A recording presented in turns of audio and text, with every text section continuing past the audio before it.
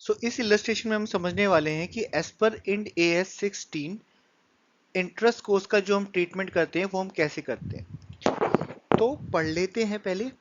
इसमें बताया गया है कि on 1 April 2001 an item of property is offered for sale at 10 million with payment terms being 3 equal installment 33,33,333 over a period of 2 period है ना। तो 2 साल के पीरियड के अंदर हम करेंगे।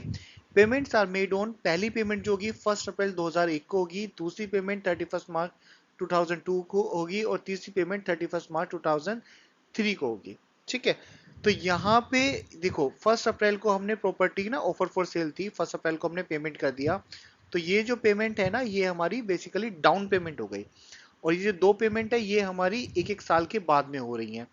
तो इसमें हमारा इंटरेस्ट होगा ही नहीं। यहाँ पे जो इंस्टॉलमेंट जाएगी ना 33,33,333 की, इस वाली पहली इंस्टॉलमेंट में कोई इंटरेस्ट का कंपोनेंट नहीं है, इंटरेस्ट इसमें है और इसमें है।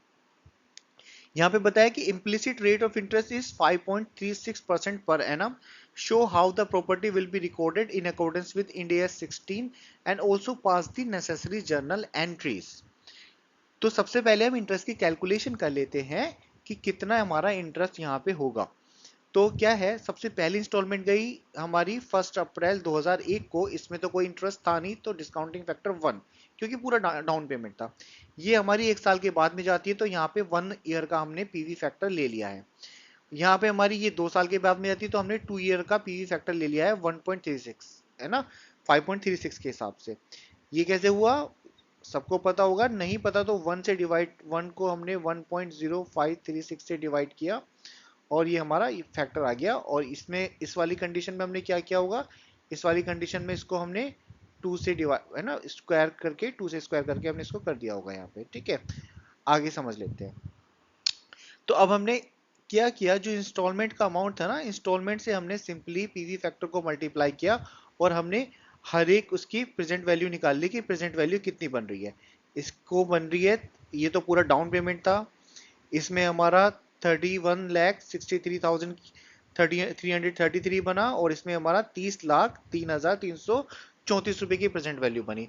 अब इन प्रेजेंट वैल्यू का हम टोटल कर दें तो भाई हमने एक्चुअली जो लाइक प्रिंसिपल पे किया है ना, 95 लाख का तो हमने प्रिंसिपल पे किया है और 5 लाख का हमने इंटरेस्ट का कंपोनेंट पे किया है। तो ये जो इंटरेस्ट का कंपोनेंट है ना यार, इसको तो आप कैपिटलाइज करोगे नहीं ना, इसको तो आपने प्रॉफिट एंड लॉस में डालना है और आपने कैपिटलाइज क्या करना है, ये 95 लाख रुपए का अमाउंट। ठीक है। तो अब इस 95 लाख रुपए में है ना जो इंटरेस्ट का अमाउंट है, मतलब कि कौन सी इंस्टॉलमेंट में कितना इंटरेस्ट का अमाउंट है, इसके लिए भी हमें कैलकुलेशन करनी पड़ेगी। तो नेक्स्ट टेबल में समझ लेते हैं। तो 95 लाख में इसमें पहली में तो कोई इंटरेस्ट का अमाउंट था नहीं, तो यहाँ पे हमने टोटल पेमेंट किया था, ये पूरा डाउन पेमेंट था, इसको हमने 95 लाख से घटाया और घटाने के बाद में हमारा जो बन रहा है क्लोजिंग बैलेंस वो 61,66,667 का बन रहा है। फिर इसके ऊपर यही वैल्यू हमारी यहाँ पे शो कर रही है, इसके ऊपर हमने 5.36% के हिसाब से इंटरेस्ट कंप्यूट किया, है ना, एक साल का। ये बन रहा है 3,30,533 रुपए। ठीक है। ये वाली जो इंस्टॉलमेंट है ना, इसमें से हमने ये घटा दिया अपना इंटरेस्ट का अमाउंट, है ना। तो हमने जो प्रिंसिपल पे किया सेकेंड ईयर में, वो हमने मतलब फर्स्ट ईयर के एंड में वो कौन सा पे किया, ये हमने पे किया 30,02,800 रुपए का। अब ये हमारा प्रिंसिपल हमने पे किया। अब हमने क्या किया, इस प्रिंसिपल को हमने, ये जो हमारा ओपनिंग बैलेंस है ना, है ना, इसमें से हमने घटा लिया। घटाने के बाद में हमारा कितना था, क्लोजिंग बैलेंस हमारा शो कर रहा है 31,63,867 का। अब इस 31,63,867 इस पे भी हम एक साल का इंटरेस्ट और लगाएंगे 5.36% के हिसाब से हमने लगाया, तो कितना बन रहा है 1,69,467 का बन रहा है। और इंस्टॉलमेंट हमारी कितनी गई थी, ये हमारी 33,33,334 रुपए की इंस्टॉलमेंट है।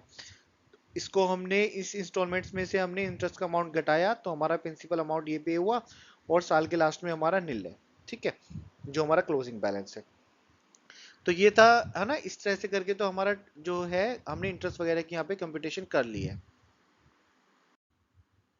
सो अब हम देखते हैं इसका जो अकाउंटिंग ट्रीटमेंट है ना, इसमें हम जो प्रॉपर्टी की वैल्यू को हम रिकॉग्नाइज करेंगे बुक्स में, प्रॉपर्टी की वैल्यू रहेगी हमारी 95 लाख रुपए। रीजन, क्योंकि 5 लाख का तो यार हमारा इंटरेस्ट गया ना। अरे 95 लाख रुपए की हमारी जो था ना वो प्रिंसिपल हमने पे किया, तो जो प्रिंसिपल हमने पे किया वही हमारी यहाँ पे प्रॉपर्टी की वैल्यू है। अब इसमें 33,33,333 का तो डाउन पेमेंट था, उसको हमने टू बैंक कर दिया, और बाकी हमारा लोन पे था, है ना, तो वो हमने अकाउंट्स पेबल में यहाँ पे दिखा दिया। और उसके बाद में जब हम साल के एंड में जब हम एंट्री करेंगे ना, तो उस वाली जो इंस्टॉलमेंट जाएगी हमारी, है ना, जो हमारी सेकंड इंस्टॉलमेंट जाएगी, फर्स्ट तो हमारा डाउन पेमेंट था, है ना, उसके बाद जो हमारी जो सेकंड इंस्टॉलमेंट जा रही है उसमें हमारा इंटरेस्ट का अमाउंट है। अब ये कितना है, 3,30,533 का इंटरेस्ट का अमाउंट था, ये अभी हमने पीछे कैलकुलेट किया था ना, जो हमारा इंटरेस्ट का अमाउंट है, तो उसमें हमारा 3,30,533 का इंटरेस्ट का अमाउंट हो रहा था, और ये हमारा प्रिंसिपल हमने पे किया था, टोटल मिला के हमारा इंस्टॉलमेंट ये बना था, ठीक है। फिर उसी तरह से करके हमारा जो सेकंड, हमारी जो थर्ड इंस्टॉलमेंट गई थी उसमें हमारा 1,69,467 का इंटरेस्ट था, और ये हमारा प्रिंसिपल अमाउंट पे किया था, ये हमारी इंस्टॉलमेंट गई थी, है ना। तो वो हमने टू बैंक करके यहाँ पे ऐसे करके रिकग्नाइज कर दिया। So accounting treatment is simple, but थोड़ा सा समझना है कि क्या आपने रिकॉग्नाइज करना है। तो हमने जो रिकॉग्नाइज करना है, देखो, जो प्रिंसिपल का अमाउंट है वो हमने रिकॉग्नाइज करना है, और इंटरेस्ट को हमने प्रॉफिट एंड लॉस अकाउंट में ट्रांसफर कर देना है ना। तो यही हमारा इंडिया 16 पीपी कहता है।